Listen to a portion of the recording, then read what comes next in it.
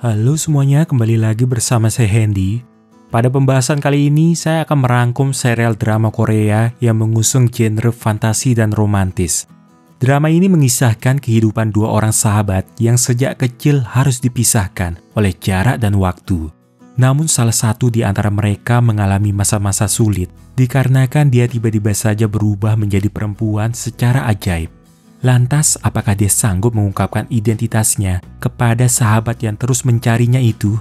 Langsung saja kita simak alur cerita drakor yang berjudul Pumpkin Time.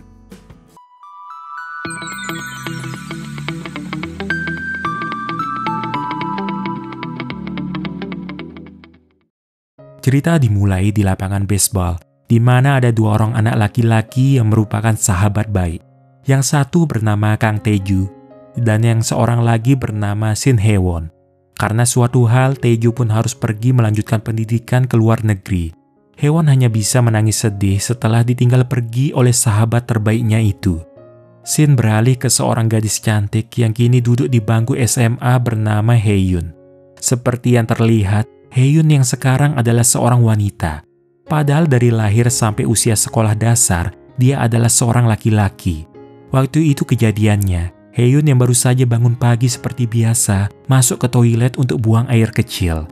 Namun ia tiba-tiba berteriak histeris saat mendapati bahwa kelaminnya tiba-tiba berubah menjadi seorang wanita. Ia pun segera memanggil sang ibu, tetapi ibunya yang melihat kondisi anaknya juga tak kalah terkejut. Karena itu mereka segera memeriksakan ke rumah sakit. Ibunya butuh penjelasan atas fenomena yang tak biasa ini. Kenapa Hae-won yang memang terlahir sebagai anak laki-laki, dalam satu malam bisa secara ajaib tiba-tiba berubah menjadi anak perempuan. Ibunya merasa tidak mungkin ia salah lihat, karena Hae-won merupakan anak tunggal dan sejak lahir tentu dia sudah biasa menggantikan popoknya. Namun setelah diperiksa oleh dokter, dia menyatakan tidak ada keanehan pada diri Hae-won dan hal ini baru pertama kali terjadi. Bahkan dokter itu justru meyakini Hae-won memang terlahir sebagai perempuan. Karena dari sisi medis tak kunjung mendapat jawaban, ibunya yang hampir putus asa sampai membawa Hae-yun yang sudah remaja ke paranormal. Lalu dalam penglihatannya si paranormal, wanita itu melihat ada hal supernatural yang terjadi pada Hae-yun saat dia masih kecil. Si paranormal itu seolah ketakutan, lalu menyuruh Hae-yun dan ibunya pergi sembari berkata kalau situasi ini baru pertama kali terjadi dan sepertinya ada dewa yang malu kepada Hae-yun. Semua yang terjadi pada hidupnya membuat Hae-yun merasa sedih dan marah karena tidak bisa mengembalikan hidupnya yang dulu. Dia juga kasihan pada ibunya yang sudah mengorbankan banyak hal dan waktu cuma untuk membantunya. Sedangkan ibunya sendiri merasa apa yang terjadi pada anak tunggalnya itu akibat kesalahannya yang mungkin di masa lalu sering berbuat dosa. Meski begitu, ibunya sungguh menyayangi anaknya itu apa adanya. Ketika malam, Hae-yun yang mendengar suara angin, tiba-tiba jadi teringat kejadian pada saat dia masih kecil dulu. Di sebuah taman, Hae-won bersama Taeju sedang ngobrol berdua. Hae-won bilang bahwa jika mereka memohon sambil menutup mata, kemudian ada jatuh daun di telapak tangan, konon katanya keinginan mereka bisa terkabul. Taeju pun mencoba untuk menutup mata sembari memohon dalam hati, namun tidak terjadi apa-apa setelahnya. Tapi ketika giliran Hae-won yang menutup mata untuk memohon, mendadak angin kencang pun berhembus, sehingga daun pun jatuh di atas telapak tangannya. Tak jauh dari tempat mereka berdiri, ada seorang pria yang mengamati dari kejauhan. Hae-yun yang mengingat bagaimana kejadian itu, kemudian berlari ke taman tersebut, sembari mengucap permohonan yang ingin dirinya yang dulu dikembalikan. Hae-yun pun menangis, karena keinginannya itu seperti tidak mungkin terjadi. Pria misterius itu pun datang lagi, dengan meniupkan daun ke arah Hae-yun. Semenjak berubah menjadi perempuan, Hae-won mengganti namanya menjadi Hae-yun. Dia berusaha beradaptasi serta berdamai dengan kondisi tubuhnya yang sekarang. Selama ini hanya ada dua orang yang tahu tentang rahasia Hae-yun, yaitu ibunya dan juga sepupu perempuan bernama Ju-hye. Shin beralih ke bandara, di mana Taeju yang sekarang sudah menjadi pemain baseball profesional baru saja tiba di Korea. Para wartawan yang menunggu di bandara lalu mengajukan pertanyaan kepada Taeju mengenai apa alasannya pulang ke Korea. Taeju pun menjawab bahwa maksud kepulangannya ke Korea untuk mencari seseorang. Dia menyuruh kakaknya untuk mencari SMA yang ada tim baseballnya. Namun jika setelah pertandingan berakhir Taeju tidak menemukan orang yang dicari, maka dia harus kembali ke Amerika. Sementara Hae-yun Sekarang dia hanya bisa melihat dari jauh tim baseball di sekolahnya. Sejak menjadi perempuan, dia seperti kehilangan minat untuk bermain baseball lagi. Lalu Juhye sepupunya memberitahukan artikel olahraga yang membahas tentang Taeju yang telah kembali dari Amerika. Mengetahui tentang berita itu, Haeun merasa senang. Tetapi ada perasaan sedih juga, karena Taeju pasti tidak akan mengenali dirinya yang sekarang. Ketika malam, Haeun pergi ke Toserba untuk makan mie ramen di sana. Secara kebetulan, ia melihat Taeju yang sedang menuju ke Toserba itu juga. Setelah lama tak berjumpa, ini pertama kalinya mereka saling bertatapan kembali. Haeun yang salah tingkah lalu berusaha bersembunyi agar Taeju tidak melihat dia. Akan tetapi dari arah belakang Haeun, tiba-tiba saja Taeju menarik pundaknya. Haeun pun kaget karena dia pikir Taeju masih bisa mengenalinya. Tapi ternyata Taeju cuma ingin mengambil barang yang ada di balik Haeun. Dapat disimpulkan kalau Taeju ternyata tidak mengenali Haewon yang sekarang sudah berubah menjadi perempuan. Di perjalanan pulang, Haeun diikuti oleh seorang pria misterius. Haeun pun menghentikan langkahnya, sembari berkata kalau dia tidak tertarik pada pria. Akan tetapi pria misterius itu masih saja mengikutinya. Ada seorang gadis yang melihat Haeun di jalan, lalu sengaja menggandeng tangan Haeun untuk menghindari pria itu. Angin yang berhembus tiba-tiba saja membuat pria itu menghilang. Haeun lalu berkenalan dengan gadis bernama Han Suji. Dia sebenarnya adalah teman dekat Taeju dari Amerika dan baru saja kembali ke Korea bersama dengan Taeju. Ternyata dia juga akan bersekolah di SMA Wulim, yaitu sekolah Haeun yang sekarang. Sebelum memulai jam pelajaran, wali kelas memperkenalkan murid baru di kelas tersebut yang ternyata adalah Suji. Di taman, Suji langsung menghampiri Haeun. Dia merasa senang sekelas dengan Haeun, karena Suji belum memiliki teman atau mengenal siapapun di Korea. Tak jauh dari sana, Suji memanggil Taeju yang kebetulan melintas. Haeun pun kaget mengetahui bahwa Taeju bersekolah di tempat yang sama dengannya. Ia tak melepas pandangannya dari Taeju, yang juga menatap balik. Suji pun menjelaskan kalau dia adalah teman dekat Taeju saat berada di Amerika. Karena bersekolah di tempat yang sama, menyebabkan Haeun lebih sering bertemu dengan Taeju.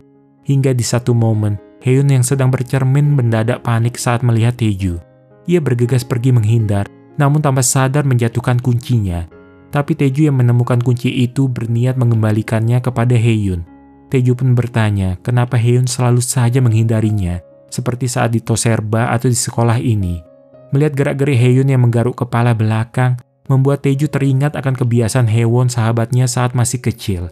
Dia pun bilang kalau Haeun terlihat sangat familiar baginya.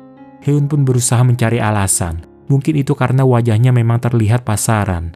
Haeun masih belum mau memberitahu tentang identitas dirinya yang sebenarnya adalah Haewon, yaitu sahabat Taeju sewaktu kecil. Haeun khawatir Taeju akan kecewa jika tahu dia adalah Haewon. Jadi lebih baik kenangan tentang Haewon yang dulu ia jaga seperti sedia kala. Sim beralih ke manajer sekaligus kakak Taeju yang berkata bahwa dia telah menemukan distrik tempat Haewon tinggal. Haewon dulu bermain baseball, namun tidak ada di sekolah itu lagi. Suji mengatakan kepada Haeun tentang apa alasan Taeju pulang ke Korea, yaitu untuk mencari sahabat lamanya. Tapi Suji bingung, kenapa temannya tidak mencari Taeju. Padahal berita kepulangan Taeju sudah tersebar, apalagi Taeju pemain baseball yang populer. Tak jauh dari sana, Suji dan Haeun mendengar suara dan melihat ada seorang siswa yang dirundung oleh senior mereka. Haeun pun berinisiatif merekam kejadian itu, tetapi para senior dari tim baseball malah memergokinya. Sehingga terpaksa Haeun pun berusaha lari menghindar. Tetap saja ia dikejar meski telah jauh berlari. Namun tiba-tiba ada seseorang yang menarik tangan Haeun dan ternyata orang itu adalah Taeju. Walau belum tahu apa masalahnya, Taeju sengaja berbuat itu untuk membantu Haeun dari para senior yang mengejarnya. Mereka berdua saling bertatapan sejenak. Dan entah kenapa Haeun merasa Taeju lebih tampan jika dilihat dari dekat. Hal itu membuatnya jadi salah tingkah, seakan melupakan dirinya yang dulu pernah menjadi seorang laki-laki. Di tempat lain, Haeun tiba-tiba dihampiri oleh si pria misterius. Tentu Haeun bingung kenapa pria itu bisa berada di sekolahnya. Pria itu mengaku bahwa dia tahu tentang rahasia Haeun dan dia juga tahu siapa Taeju. Bahkan pria itu memanggil Haeun dengan nama aslinya, yaitu Haewon. Ia pun semakin penasaran tentang siapa pria misterius yang mengetahui rahasianya itu. Sebelum pulang, Suji bilang kalau dia ingin mampir ke rumahnya Haeun. Di sana Suji bercerita kalau dia menyukai Taeju dan pernah mengungkapkan perasaannya. Namun sayang, Taeju malah menolaknya. Tetapi Suji masih saja menyukai Taeju hingga sekarang. Suji lalu melihat-lihat kamar Haehyun dan pandangannya teralihkan pada foto Taeju saat masih kecil bersama anak laki-laki. Suji pun menanyakan bagaimana Haehyun bisa memiliki foto itu dan siapa anak laki-laki tersebut. Karena panik, Yuhye segera mencari alasan dengan bilang bahwa itu foto adiknya Haehyun. Karena di foto itu ada Taeju, maka Suji ingin memintanya. Namun Haehyun menolak karena ia tak ingin memberikan foto kenangan itu kepada siapapun. Haehyun mengingat perkataan pria misterius yang selalu mengikutinya dan memikirkan banyak hal yang terjadi belakangan ini sampai-sampai membuat kepalanya jadi pusing. Ia bingung kenapa hidupnya jadi rumit seperti ini dan tak ingin peduli lagi dengan apa yang akan terjadi nanti. Hampir saja dia ketinggalan bus yang menuju sekolah, sampai-sampai dia tidak sadar duduk di sebelahnya Taeju. Ketika mereka berdua ngobrol, Taeju memperhatikan ada yang familiar dengan gerakan tangan Haehyun yang justru kembali mengingatkan dia kepada Haewon sahabatnya. Pria misterius yang mengikuti Haehyun lagi-lagi datang ke sekolah, kemudian mengajak Haehyun ke atap untuk berbicara. Pria itu tahu tentang rahasia Haehyun dan berkata bahwa dia adalah seorang peri. Awalnya Haehyun tidak percaya dan mengira ia sedang dikerjai, karena menurut bayangan dia, peri itu berukuran mungil, bersayap dan tidak seperti manusia. Tiba-tiba angin berhembus kencang dan pria itu menunjukkan kekuatannya, bahwa dirinya bisa menghilang dan muncul berpindah-pindah. Haehyun sungguh takjub atas apa yang dia lihat. Tetapi pria itu memanglah seorang peri, yang ternyata dialah yang telah membuat Haehyun berubah menjadi seorang perempuan. Jadi dulu sewaktu Haewon dan Taeju membuat permohonan di taman, peri itu melihat keduanya di sana. Saat itu yang menjadi harapan Haewon, dia ingin bisa bersama Taeju sahabatnya untuk selama-lamanya. Karena permohonan itu tulus, maka si peri meniupkan angin dan menjatuhkan daun ke atas telapak tangan Haewon. Sebagai pertanda, dia mengabulkan keinginan itu agar Haewon dan Taeju bisa bersama selamanya.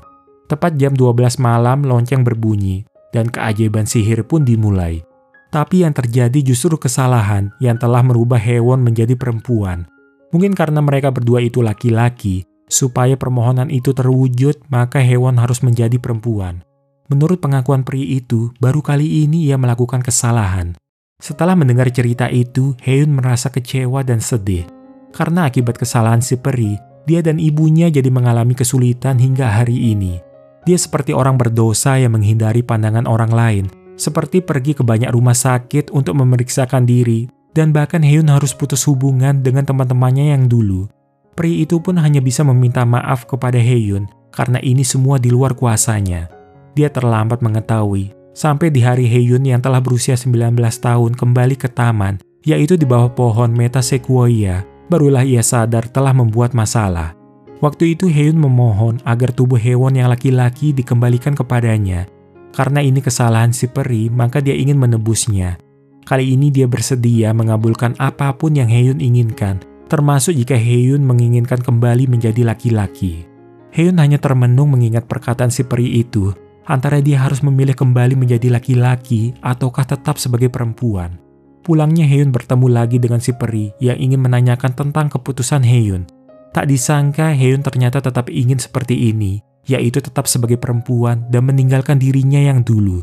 Ia sudah berpikir panjang, mungkin semua ini adalah takdirnya, sehingga keputusan ini tidak akan ia sesali. Tapi yang perlu diingat, di dunia ini tidak ada rahasia yang abadi.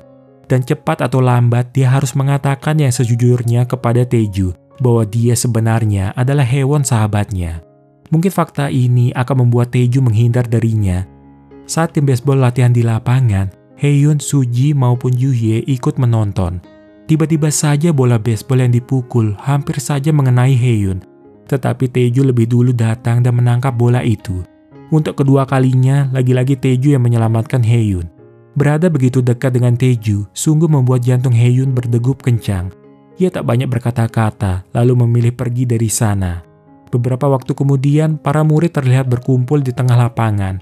Di sana Suji mengalami cedera yang menyebabkan kakinya terkilir.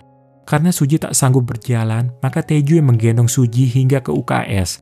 Kehilangan satu anggota telah membuat tim softball wanita mulai panik kebingungan mengenai siapa yang akan menjadi pelempar untuk menggantikan Suji.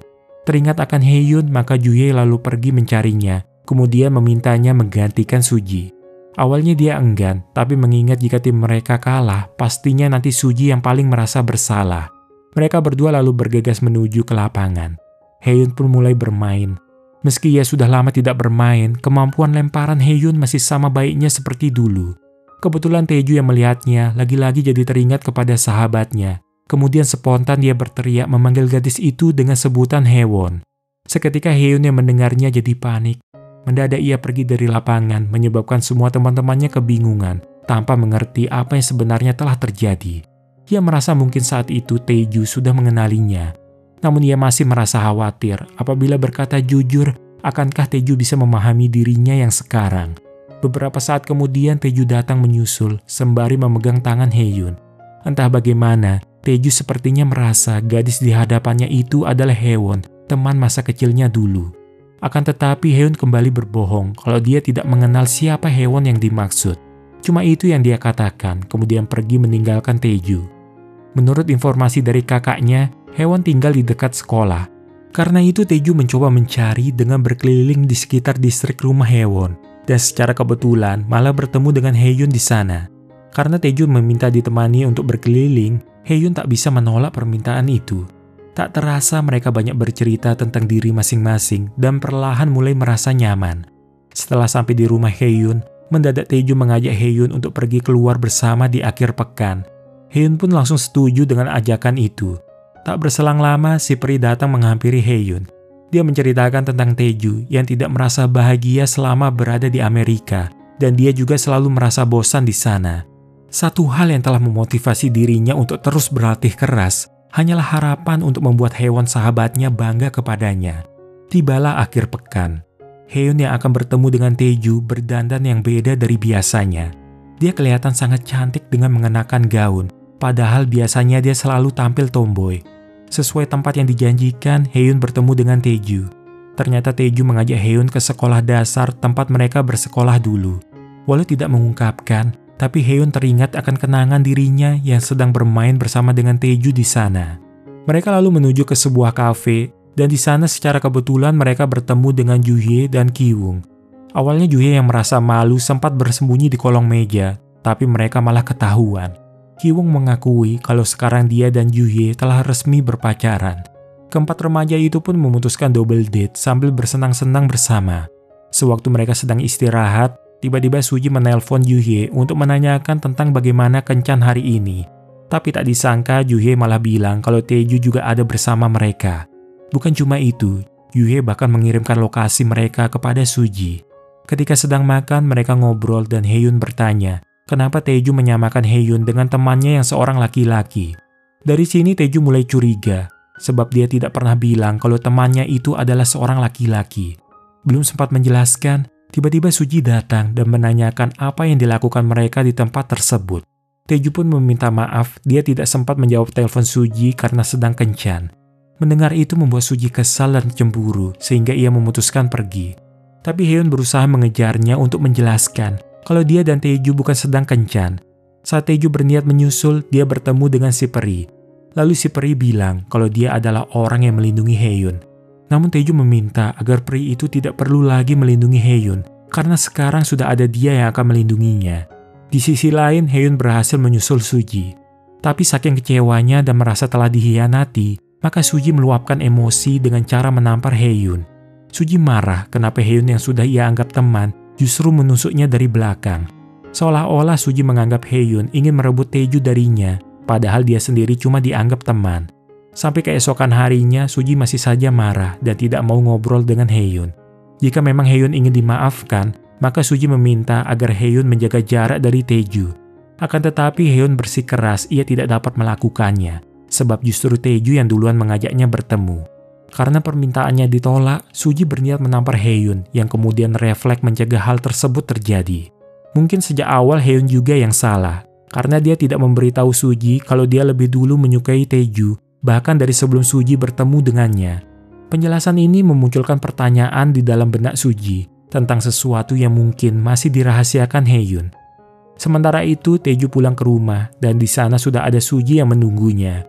Saat Taeju pergi ke toilet, pandangan Suji tertuju ke foto yang serupa dengan foto di rumah Haehyun. Oleh sebab itu ia menanyakan kepada Taeju tentang siapa anak yang ada di foto itu. Taeju pun menjawab anak itu adalah Haewon, yaitu teman yang selama ini dia cari-cari. Padahal seingat Suji, Haehyun bilang anak di foto itu adalah adiknya. Karena merasa bingung dan penasaran, maka keesokan hari Suji bertanya langsung kepada Haeun, apa adiknya itu bernama Haewon, dan apakah karena itu Haeun jadi menyukai Taeju lebih dulu daripada dirinya. Semua pertanyaan itu tentu tidak bisa ia jawab, karena sulit untuk menjelaskan dirinya adalah Haewon yang secara ajaib berubah menjadi perempuan. Taeju yang melihat perdebatan segera memisahkan keduanya. Taeju merasa aneh dengan sikap Haeun yang diam saja saat diperlakukan seperti itu oleh Suji. Haeun pun beralasan kalau dia cuma tak ingin menyakiti perasaan Suji. Akan tetapi Taeju hanya menganggap Suji sebagai teman dan sosok Haeun itu sangat berbeda untuknya. Secara jelas Taeju lalu menyatakan perasaan sukanya kepada Haeun. Setelah mendengar pengakuan itu, Haeun menjadi semakin bimbang akan perasaannya. Mereka sebenarnya saling suka, tapi Haeun masih terkendala rahasia akan masa lalunya. Agar semua menjadi jelas, ia pun berencana memberitahu Taeju yang sebenarnya bahwa dia adalah Haewon. Tapi sebelum itu, Haeun ingin memastikan apakah Taeju benar-benar menyukainya ataukah dia cuma terikat oleh bayangan masa lalu yang masih tersisa. Saat sedang latihan baseball, Suji mencari Taeju. Dia bertanya apakah Taeju menyukai Haeun. Lalu Taeju menjawab kalau dia memang menyukai Haeun. Suji pun melarang Taeju berhubungan dengan Haeun sebab dia menduga Haeun menyimpan rahasia yang belum diketahui oleh mereka berdua. Dia kemudian menunjukkan foto yang sama dengan yang ada di rumah Taeju. Dan foto ini sekaligus membuktikan bahwa Haeun mengenal sosok Haewon, yaitu orang yang selama ini dicari-cari oleh Taeju. Setelah mengetahui itu, Taeju lalu pergi mencari Haeun. Dia langsung menanyakan apakah Haeun mengenal Haewon. Karena tidak ingin menutupinya lagi, Haeun bilang kalau dia mengenal Haewon.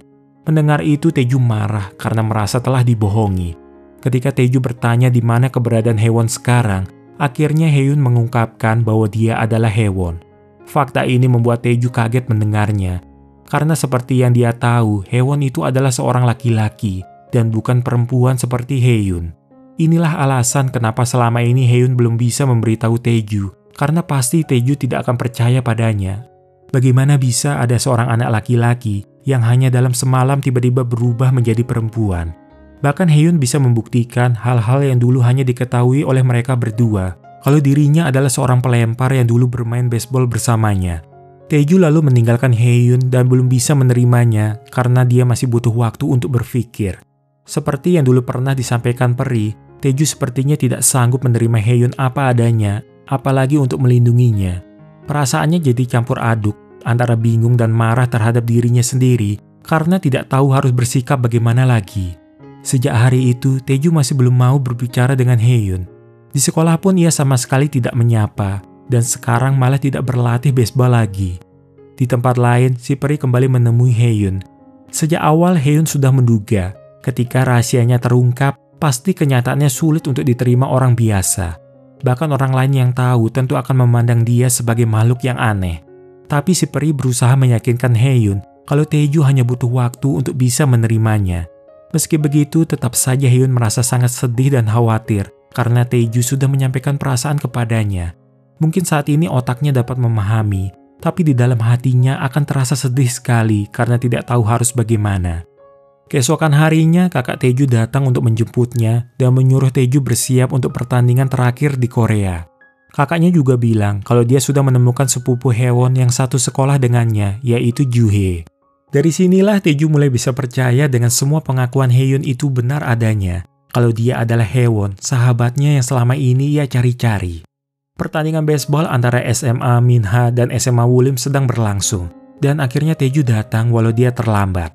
Karena giliran Taeju yang memukul bola, dia gagal memukul dengan benar, diakibatkan oleh pikirannya yang sedang kacau. Kalau dia begini terus, maka timnya bisa saja kalah. Sementara Haeun dia hanya berdiam diri di sebuah taman. Sebenarnya dia ingin menonton pertandingan, tapi khawatir kehadirannya malah mengganggu Taeju. Tiba-tiba ada telepon masuk dari Juhye yang bilang kalau Taeju bersama timnya sedang dalam masalah besar. Karena itu Juhye meminta Haeun segera datang ke stadion untuk melihat Taeju.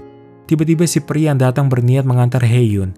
Dia menyampaikan Taeju adalah orang Korea pertama yang mendapatkan juara pada turnamen baseball di Amerika. Taeju bahkan sampai rela meninggalkan peringkat ini hanya demi bisa bertemu sahabatnya lagi. Bagi Taeju, sosok Haeun lebih berharga dari semuanya, dan Taeju hanya membutuhkan Haeun sama seperti yang Haeun rasakan saat ini.